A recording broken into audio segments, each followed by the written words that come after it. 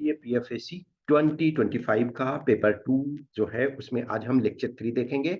यानी इसमें टेंस का हम पार्ट 1 देखेंगे। मेनली हम प्रेजेंट टेंस को इसमें डिस्कस करेंगे और टेंस के बेसिक एस्पेक्ट्स को हम डिस्कस करेंगे। आप किसी भी पेपर को उठा करके देखो, मैं हमेशा बोलता हूं कि सबसे पहले जो है बार बार आपको क्वेश्चन पेपर को देखना होगा। किसी भी एग्जाम को, जिस एग्जाम में आप अपियर होते हो उसके पेपर को बार बार देखोगे। कोई टॉपिक हमने पढ़ा और यदि वो हमारे क्वेश्चन जो आए हुए हैं कहीं ना कहीं उससे रिलेवेंस होता है, इसका मतलब है हम राइट ट्रैक पे चल रहे हैं।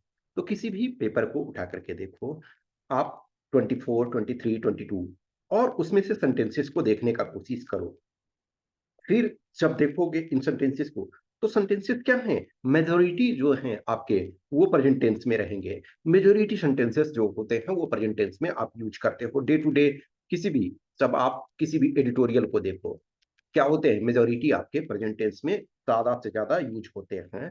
अब ऑब्वियसली पास्ट में भी यूज होगा, पास्ट टेंस में भी और फ्यूचर, लेकिन मेजोरिटी सेंटेंसेस जो होते हैं हम प्रेजेंट में यूज करते हैं। तो उसमें हम देखोगे, तो देखो जो टेंस और टाइम, टाइम और टेंस जो है ये दो डिफरेंट चीजें हैं। टाइम एक यूनिडायमेंशनल थिंग्स है। किसी भी चीज को जब हम लिखते हैं तो किसी टाइम में लिख रहे हैं, कोई काम हम करते हैं तो कोई टाइम में हम काम करते हैं, तो वो टाइम हमेशा एक तरह से यूनिलीनियर आपका चलता रहता है। टाइम हर जगह एक है एक तरह से। अब ऑब्वियसली हम क्वांटम मैकेनिक्स में नहीं जाएंगे, क्वांटम मैकेनिक्स में टाइम का भी कंसेप्ट अलग होता है। लेकिन हम यदि लेमैन टर्म में जो टाइम हम डे टू डे एक्टिविटी में यूज करते हैं और जो टाइम हम जनरल अंडरस्टैंडिंग हमारी टाइम की है, उस आधार पे टाइम क्या है, एक यूनिलीनियर है, सिंगल डायरेक्शन में चलते रहता। अदर और थिंग्स बहुत सारे जो क्या हैं, बाई डायरेक्शनल बहुत सारे चलते हैं। अब फोर्स है, फोर्स आप इस डायरेक्शन में भी लगा सकते हो, उस डायरेक्शन में भी लगा सकते हो। टेंस में अभी पर पास्ट में हो, प्रेजेंट में, फ्यूचर में, कहीं भी जा सकते हो। लेकिन टाइम जो है एक डायरेक्शन में चला जा रहा है। जो कभी कभी हम ये सोचते हैं ना, जैसे आप किसी एग्जाम में अपियर हुए, आपका सिलेक्शन नहीं होता है, आप उस एग्जाम में थोड़ा मिस कर गए, तो लगता है काश एक बार टाइम मिल जाता।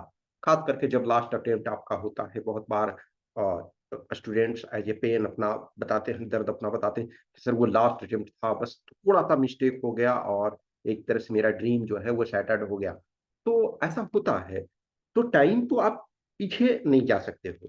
तो टाइम एक यूनिवर्सल कंसेप्ट है। टाइम हर जगह, हम इंडिया में देखें या अमेरिका में देखें, टाइम को उसी सेंस में देखा जाता है जो। लेकिन टेंस जो है, और टेंस एक ग्रामेटिकल रूल है। उस ग्रामेटिकल रूल में आपके डिफरेंट डिफरेंट जगह में चेंज होता है। इनफैक्ट इंडिया में ही देखो, टेंस आप देखना, हिंदी का टेंस, इंग्लिश का टेंस और संस्कृत का और अदर लैंग्वेज की, मैं 3 लैंग्वेज को जानता हूं, समझता हूं। अब जानने का ये मतलब, संस्कृत बहुत ज्यादा हमने नहीं पढ़ा, अप टू क्लास 10th तक पढ़ा, लेकिन हाँ कुछ कुछ चीजें हैं थोड़ा बहुत जो अंडरस्टैंडिंग है। तो संस्कृत के टेंस अलग थोड़े होंगे, हिंदी के अलग होंगे, और जो इंग्लिश वाले हैं वो अलग होते हैं। इंग्लिश में आपकी सिंप्लिसिटी यहाँ नॉर्मली है कि पास्ट प्रेजेंट फ्यूचर तीनों में देखोगे कि चार चार पार्ट हैं। लेकिन हिंदी में ऐसा नहीं है, संस्कृत में ऐसा नहीं है, और अदर लैंग्वेज में भी होंगे। तो दूसरे लैंग्वेज में आप देखोगे या दूसरे कंट्री में देखोगे, तो टेंस का कंसेप्ट जो है डिफरेंट प्लेसेस पे डिफरेंट होता है, लेकिन टाइम का जो है कंसेप्ट आपका चलता रहता है। तो हम इसमें से बहुत ज्यादा फिलोसफिकल डायमेंशंस में जाने की जरूरत नहीं है। टाइम, एक चीज ध्यान रखना कि जो समटाइम क्या होता है, टाइम आपका फ्यूचर में होता है लेकिन टेंस वो प्रेजेंट में हो सकता है। ऐसे भी सेंटेंसेस, जैसे तो सिंपल एक फॉर एग्जांपल के लिए लेते हैं, prime minister is going to Srinagar on next Tuesday. मान के चलो यदि हम ये लिखते हैं कि prime minister is going to Srinagar on, जरूरी नहीं है, श्रीनगर नेक्स्ट ट्यूसडे। ठीक है, ऑन लिख सकते हो या नहीं भी जनरली। ठीक है, तो इसमें क्या है, एक्चुअल में टाइम क्या है, ये फ्यूचर है, टाइम फ्यूचर है, लेकिन टेंस क्या है, इज गोइंग, इसका मतलब क्या है, प्रेजेंट टेंस में है।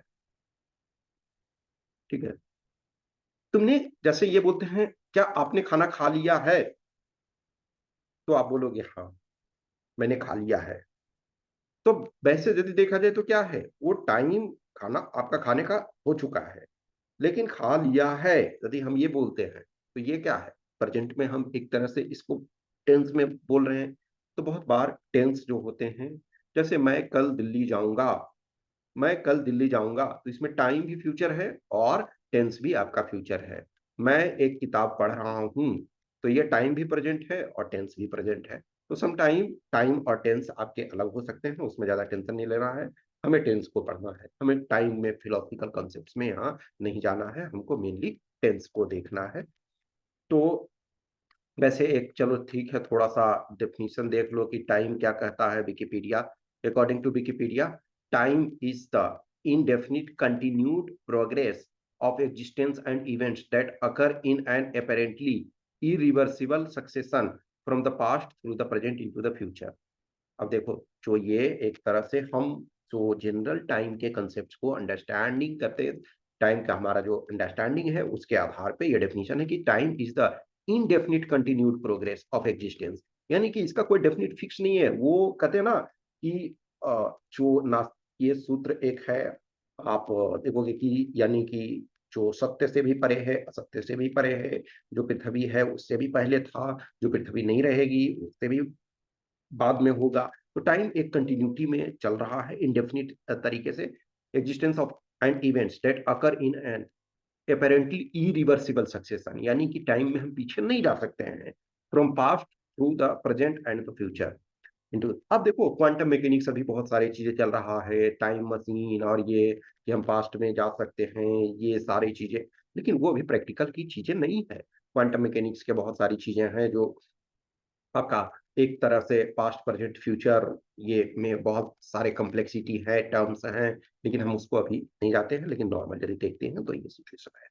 अब ये मैं फिलॉसफी यहाँ नहीं बता रहा हूँ और ना साइंस बता रहा हूँ, जस्ट एक अंडरस्टैंडिंग। कभी-कभी क्या होता है, जो मैंने आपको बोला ना कि कुछ कैंडिडेट्स होते हैं जो थोड़े से आउट ऑफ द बॉक्स सोचते हैं, थोड़े से एक्स्ट्रा सोचते हैं, थोड़े से एक्स्ट्रा पढ़ते हैं, थोड़े extra out of the box writing करते हैं, तो उनको थोड़ा एक्स्ट्रा मार्क्स मिलता है। जैसे हमने 100 प्लस मार्क्स वाले कुछ कैंडिडेट्स के बारे में बताया कि उनके हॉबीज जो हैं रीडिंग, राइटिंग एक्स्ट्रा है, नोबेल कोई पढ़ रहा है, फिक्शन पढ़ रहा है, जर्नल लिख रहा है, तो उसमें से आपको फायदा होता है। अब टेंस क्या है? तो tense refers to the form of the verb in a sentence to indicate the connection to time of the action और state being described by the verb. तो जो टेंस क्या है? Tense refers to the form of the verb in a sentence to indicate the connection to time of the action or a state being described by the verb। यानी कि verb के द्वारा जो tense है, किसी भी वाक्य में क्रिया का वह रूप है जिसके माध्यम से यह पता चलता है कि वाक्य में कि ये कार्य का समय के साथ क्या संबंध है, अर्थात कार्य का समय वर्तमान, भविष्य या भूतकाल किसमें है। तो आपका जो है टाइम को ये टेंस जो है, टेंस टाइम को बताता है, लेकिन उसमें से वर्ब के साथ रिलेशन क्या है, जो काम हुआ है वो वर्ब का कौन सा फॉर्म है, तो उससे संबंधित आपका है। ये आपको जीवन भर एक तरह से ये काम आएगा, ठीक है ना? Forms of verb, given present in plural form. जैसे देखो नॉर्मल में अपने आप में कोई भी वर्ब होता है, जैसे रीड, राइट, सिंग, ईट, डांस, ये कोई भी वर्ब है इन नॉर्मल अपने फॉर्म में, ये वी1 में हमेशा होता है, यानी ये प्लूरल है। जैसे देखो रीड में हम रीड्स लगाते हैं, तब वो सिंगुलर बनता है, लेकिन वर्ब में कुछ जो आपके नाउन होते हैं, नाउन में क्या होता है, यस या यस या other other forms different different use होते हैं, तो जनरली हम लगाते हैं। लेकिन ये इसमें से क्या होता है, तब प्लूरल बनता है नॉर्मल में। जैसे मान के चलो एप्पल, एप्पल क्या है, एक नाउन है। अब उसमें यस लगा दिए तो एप्पल्स, तब प्लूरल बना। लेकिन वर्ब के साथ क्या होता है कि वर्ब नॉर्मल पे में, नॉर्मल फॉर्म में वो प्लूरल में होता है। तो प्रेजेंट में जो नॉर्मल वर्ब है वो प्लूरल फॉर्म में वी1 उसको बोलते हैं। V two past form of V one, V one का पास्ट फॉर्म। जैसे रीड का देखो, रीड, रेड, रेड लिखा था, तीनों सेम है, प्रोनाउंसिएशन अलग होता, लेकिन राइट, तो राइट का रोड, ठीक है, राइट का रोट हो जाएगा, ईट का एट, ठीक है, सिंग का सैंग, ठीक है, डांस का डांस्ड। तो ये पास्ट टेंस में वर्ब का सो फॉर्म होता है, उसको हम V2 कहते हैं। V3 यानी वर्ब का थर्ड फॉर्म, तो पास्ट पार्टिसिपल। तो देखो ये का राइट का तो रोट सेकेंड फॉर्म हो गया, और V3 हो गया रिटेन, ईट का एट और इटेन, सिंग का हमने सैंग, और ये संग होता है SUNG, और डांस का डांस्ड ही होगा, तो ये वर्ब का। अब V4 ING आपका V1 में जोड़ देंगे, लेकिन देखो उसमें कभी कभी क्या होता है, एक्स्ट्रा और लगाना पड़ता है, वो हम यहाँ रूल नहीं देख रहे हैं। लेकिन जैसे ईट है तो ईटिंग, डांस है तो डांसिंग, रन है तो आपका आई एक्स्ट्रा एन लग जाता है रनिंग, ठीक है, प्लेइंग प्ले है तो प्लेइंग। तो आईएनजी हम लगा देते हैं, अब उसमें से थोड़े चेंज होकर के, तो ये हम वहाँ यहाँ नहीं देखेंगे, लेकिन इन नॉर्मल ये सोचो कि आईएनजी हम जगह लगाते हैं, तो आपका V4 हो जाता है। और V5 जो है सिंगुलर फॉर्म होता है, यानी यस और यस लगा देते हैं, जैसे ईट्स गोज डांसेस एक्सेट्रा। तो V1 में यस और यस लगा करके उसको हम सिंगुलर बनाते हैं वर्ब के साथ। वर्ब अपने ओरिजिनल फॉर्म में प्लूरल में होता है, लेकिन यस और ईएस लगाते हैं तो वो सिंगुलर बनाते हैं। लेकिन जो नाउन होता है अपने ओरिजिनल फॉर्म में इन नॉर्मल देखोगे कि वो सिंगुलर में होता है, लेकिन उसमें यस ये यस लगाते हैं या व्हाटसोएवर तो वो प्लूरल बनता है। तो ये इसको आपको ध्यान रखना है वर्ब के फाइव। अब टेंस के जो तीन टाइप होते हैं, प्रेजेंट टेंस, पास्ट टेंस और फ्यूचर टेंस। हमने टाइम का थोड़ा चीजें देखा, तो टाइम और टेंस में थोड़ा थोड़ा आप ध्यान रखो कि टाइम एक यूनिवर्सल कंसेप्ट है जो अपना एक लीनियर में फॉलो होता है, लेकिन टेंस में जो है वो एक डेफिनेशनल टर्म है प्रॉपर तरीका से, जो इसके वेल डिफाइंड रूल्स हैं, ठीक है। तो सबके ग्रामर अलग अलग होते हैं, सारे सब्जेक्ट मीन्स सारे लैंग्वेज के अपने अपने ग्रामर हैं। हाँ, बहुत सारे लैंग्वेज हैं उसके अपने वेल डिफाइंड ग्रामर नहीं भी हैं। तो प्रेजेंट टेंस, पास्ट टेंस और फ्यूचर टेंस, ठीक है। अब प्रेजेंट टेंस, तो प्रेजेंट टेंस में आपके चार फॉर्म है। प्रेजेंट इंडिफिनिट, इसको सिंपल प्रेजेंट भी कहते हैं या नॉन प्रोग्रेसिव प्रेजेंट भी कहते हैं, ठीक है। तो प्रेजेंट इंडिफिनिट या सिंपल या नॉन प्रोग्रेसिव। प्रेजेंट इम्परफेक्ट दूसरा जो होता है, इम्परफेक्ट या इसको कंटिन्यूअस कहते हैं या प्रोग्रेसिव कहते हैं। तीसरा प्रेजेंट परफेक्ट टेंस और प्रेजेंट परफेक्ट कंटिन्यूअस। अब देखो पास्ट में भी चलेंगे तो पास्ट, ये सारे यहाँ पास्ट लगा दोगे, पास्ट इंडिफिनिट, सिंपल पास्ट या नॉन प्रोग्रेसिव पास्ट। फिर पास्ट इम्परफेक्ट, पास्ट कंटिन्यूअस या पास्ट प्रोग्रेसिव, पास्ट परफेक्ट और पास्ट, वैसे ही चारों में होंगे। तो टेंस में इंग्लिश वाले में हमारे लिए ग्रामर में थोड़ा आसान चीजें हो गई है कि हम एक जानते हैं तो सारे और मोर और लेस जो रूल्स भी होते हैं वो थोड़े थोड़े। अब देखो present indefinite, present indefinite tense या सिंपल या नॉन प्रोग्रेसिव, तो तीनों में से कुछ भी आप कह सकते हो। तो प्रेजेंट इंडिफिनिट भी इसको कह सकते हो, सिंपल प्रेजेंट टेंस भी कह सकते हो या नॉन प्रोग्रेसिव भी कह सकते हो, ठीक है। तो ये इसमें से अब देखो इसका क्या यूज होता है। किसी चीज को परमानेंट हैबिट या एक्शन और स्टेट के लिए हम यूज करते हैं, जैसे I study in so and so college, मान के चलो x college, I study in x college. इसका मतलब क्या है, वो परमानेंट का मतलब ये नहीं है कि जीवन भर हम पढ़ते रहेंगे, लेकिन नॉर्मली क्या है कि हम उस चीज में उसमें पढ़ रहे हैं किसी चीज में। या जैसे है ना, आई टीच इंग्लिश ग्रामर, मान के चलो ये, तो मैं इंग्लिश ग्रामर पढ़ाता हूं, तो हम एक दिन के लिए नहीं पढ़ा रहे हैं। यदि एक दिन के लिए पढ़ाएंगे तो हम उसको यूज नहीं, तो मान के चलो तो हम ये बोलेंगे ING, मैं teaching, I am teaching English grammar, तो वो उस टाइम की। लेकिन ये परमानेंट हैबिट के लिए होता है, एक्शन के लिए होता है। अब जैसे मान के चलो एक तरह से ये बोलता है, she goes to market daily in the evening, she goes to market daily in the evening, ठीक है। तो यदि ये वो होता है कि she goes to market daily in the evening, इसका मतलब क्या है, ये हॉबी है, ये हॉबी है कि, ठीक है, आप डेली एक दिन जाएगी तो वो बोलोगे ना कि she is going to market. अब जस्ट इमेजिन करो, इसको बोल करके देखो, she is going to market daily in actual में समटाइम ये यूज होता है, लेकिन नॉर्मल में हम यूज नहीं उसको करते हैं। तो वो आपका एक तरह से आप डेली जा रहे हैं वो ऐसे कह सकते हो हिंदी में, लेकिन नॉर्मल में यदि है तो सी गोज टू ये है। और otherwise she is daily going वो ग्रामेटिकल सही नहीं लगता है। तो कोई परमानेंट हैबिट, एक्शन और स्टेट के लिए हम यूज करते हैं।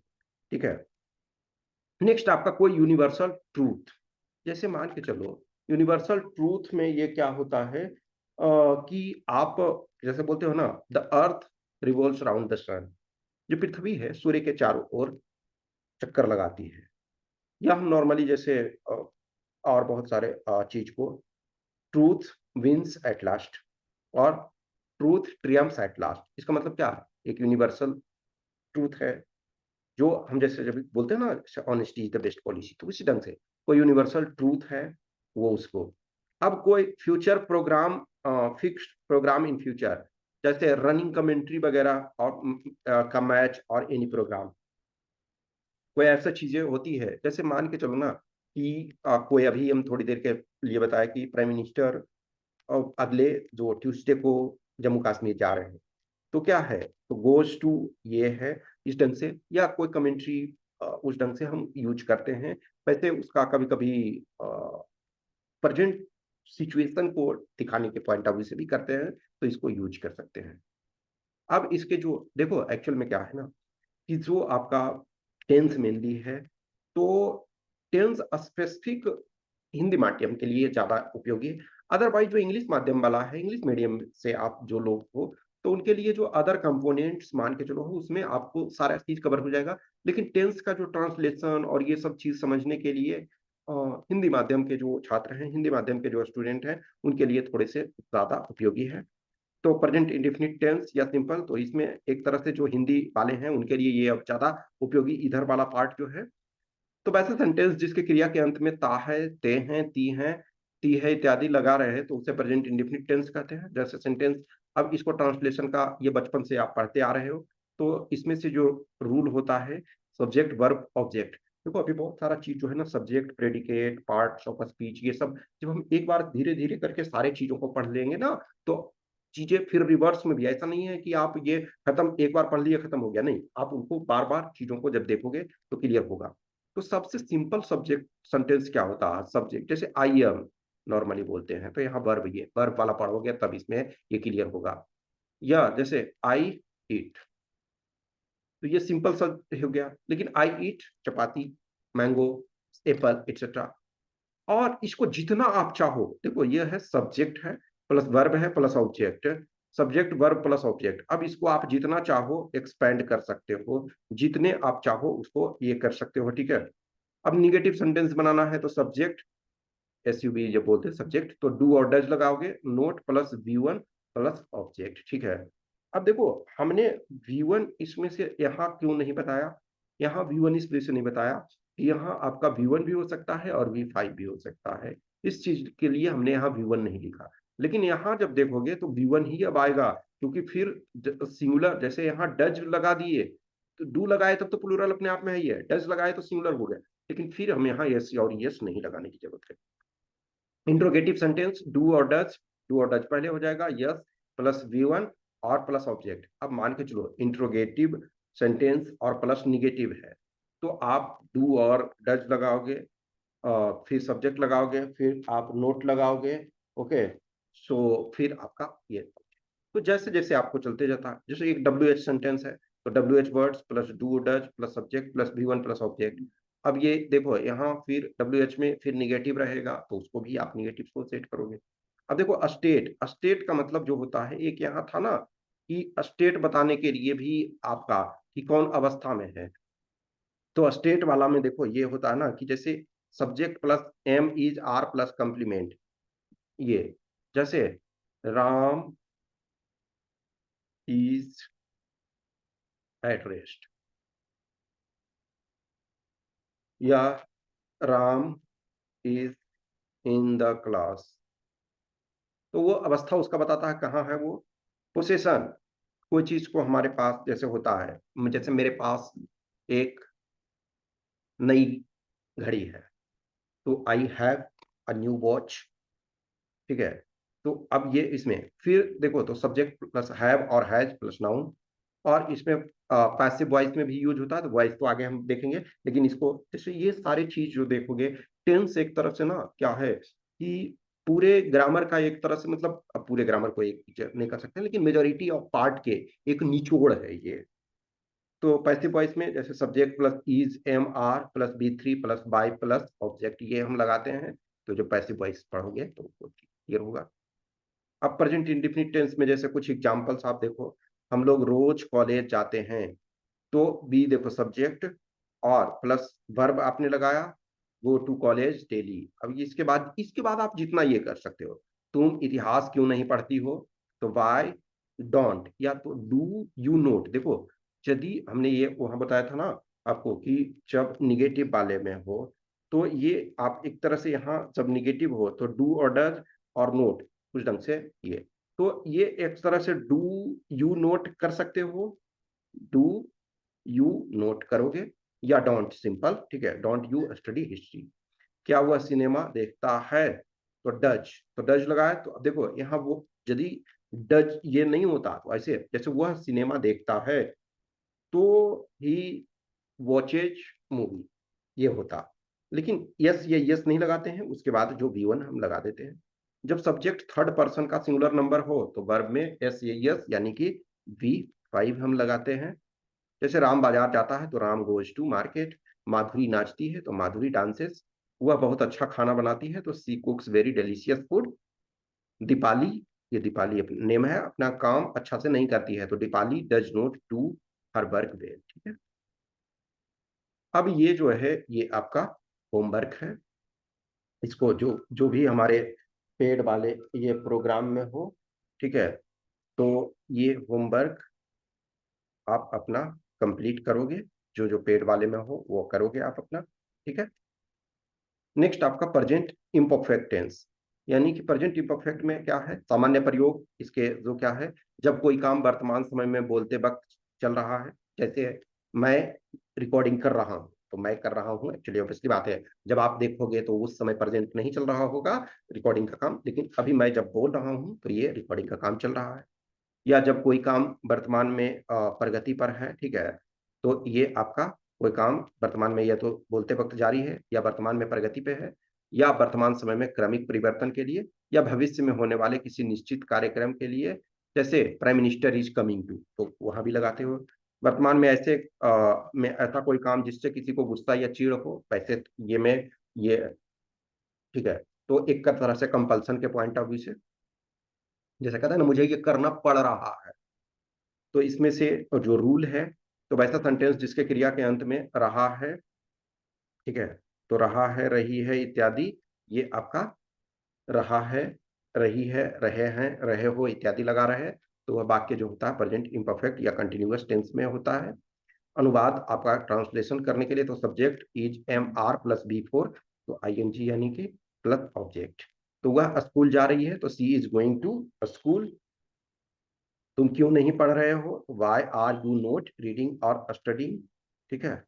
मैं नीले स्याही से एक पत्र लिख रहा हूं, तो I am writing a letter in blue ink. अब ये देखो, ये एक्चुअल में प्रीपोजिशन का है, तो जब आप प्रीपोजिशन देखेंगे तब तो वही ये बहुत सारा चीज को आपको लगेगा कि अच्छा इन क्यों हो गया, तो वो अभी फिलहाल नहीं देखना है, जो हमको सिंपल चीजों को समझना है यहाँ। वे लोग पार्क में टहल रहे हैं या घूम रहे हैं, तो they are walking in the park. Note, first person singular number के साथ एम, और third person singular number subject के साथ इज, और बाकी के साथ आर लगता है, तो ये सिंपल सा चीजें हैं। अब इनको आप एज ए होमवर्क के तौर पे होमवर्क करोगे, ठीक है। नेक्स्ट आपका प्रेजेंट परफेक्ट टेंस, तो यदि काम जो है वर्तमान में पूर्ण हो जाता है, ऐसे काम के लिए जो अभी अभी समाप्त हुआ है, और ऐसे काम के लिए जो पास्ट में पूरा हो चुका है लेकिन उसका वर्तमान में भी महत्व है, लेकिन समय नहीं दिया हुआ है, ठीक है। तो इसमें देखो, चुका है, चुकी है, चुके हैं, चुके हो, या फिर या है, ये हैं, ई है, ये हो इत्यादि लगा रहे, तो सेंटेंस जो है प्रेजेंट परफेक्ट टेंस का होता है। तो अब इसमें सब्जेक्ट जो ट्रांसलेशन का रूल है, subject has have V3 plus object. तो शिक्षक कक्षा में आ चुके हैं, the teacher has come in the class. क्या तुम खा चुके हो, तो हैव यू ईटेन। मैं खाना खा चुका हूं, आई हैव ईटेन। मैंने अभी ही अपना काम समाप्त किया है। इसका मतलब क्या है, अभी जस्ट एक तरह से प्रेजेंट में रिलेवेंस है, like I have just finished my work. No third person singular number के साथ है और बाकी के अन्य के साथ हैव लगता है। तो ये सिंपल सी चीजें हैं, इसको आप समझ रहे हो। ये आपका होमवर्क है, इसको होमवर्क को करोगे। अब प्रेजेंट परफेक्ट तो ऐसे काम के लिए जो पास्ट में आरंभ हुआ और अभी भी जारी है। ऐसे काम जिसमें कार्य के जारी रहने के दर्शाने के लिए समय दिया हुआ, जैसे मैं 2 घंटे से पढ़ाई करता आ रहा हूँ, ठीक है, वह 6 साल से तैयारी करती आ रही है, या इस ढंग से जो भी सेंटेंसेस है, ठीक है। तो यदि वाक्य क्रिया के अंत में ता आ रहा है, ती आ रही है, ते आ रहे हैं, साथ में समय दिया रहा है, तो वह वाक्य जो होता है past present perfect continuous tense में होता है, ठीक है। जो ट्रांसलेशन है, subject has have been plus before plus for और सिंस प्लस ऑब्जेक्ट। जैसे सोहन 3 घंटे से पढ़ रहा है या पढ़ता आ रहा है, तो सोहन हैज बीन रीडिंग या स्टडीइंग, जो भी कर सकते हो, फॉर 3 आवर्स। वह 3 दिसंबर से बीमार है, तो he has been ill since 3rd of December। Raghu 2011 से बैंगलोर में रहता आ रहा है, तो Raghu has been living in Bangalore since 2011। आप लंबे समय से मेरी बात की अवहेलना करते आ रहे हैं, you have been disobeying me for a long time, ठीक है। तो पॉइंट ऑफ टाइम के लिए सिंस और पीरियड ऑफ टाइम के लिए फॉर लगाते हैं, ठीक है, ये है। बाकी ये है जो आपका ट्रांसलेशन, इसको करोगे और जो भी हमारे पेड प्रोग्राम में हो, तो ये ट्रांसलेशन करके और मुझे ये सेंड करोगे, ठीक है। तो मैं आपको फिर उसका फीडबैक ये दूंगा। ओके, तो ये बेसिक एक तरह से टेंस का पार्ट था। ऑब्वियसली इसको हम एक्स्ट्रा कर सकते हैं, डिटेल में कर सकते थे, और हम एक्स्ट्रा कर सकते हैं इसमें। जैसे कभी कभी मैंने पहले इस पर 50 मिनट प्लस का भी वीडियो बनाया, लेकिन मैं इसको थोड़ा शॉर्ट में ही रख रहा हूँ। और आगे जो भी जैसे कुछ कंपोनेंट्स आपको इसमें मैंने डिस्कस नहीं, मैंने बोला ना बहुत सारे चीज इसमें मिक्सचर है, तो वो आप आगे देखोगे, वो आप आगे और जैसे जैसे चलते चलोगे, कुछ क्वेश्चंस क्यूरी डाउट्स होगा तो आप मैसेज कर सकते हो। फिर हम नेक्स्ट वाले में जो देखेंगे वो पास्ट टेंस देखेंगे, फिर फ्यूचर टेंस, फिर आगे और जो पार्ट्स ऑफ स्पीच वाले चीजों को डिस्कस करेंगे। Okay, thank you.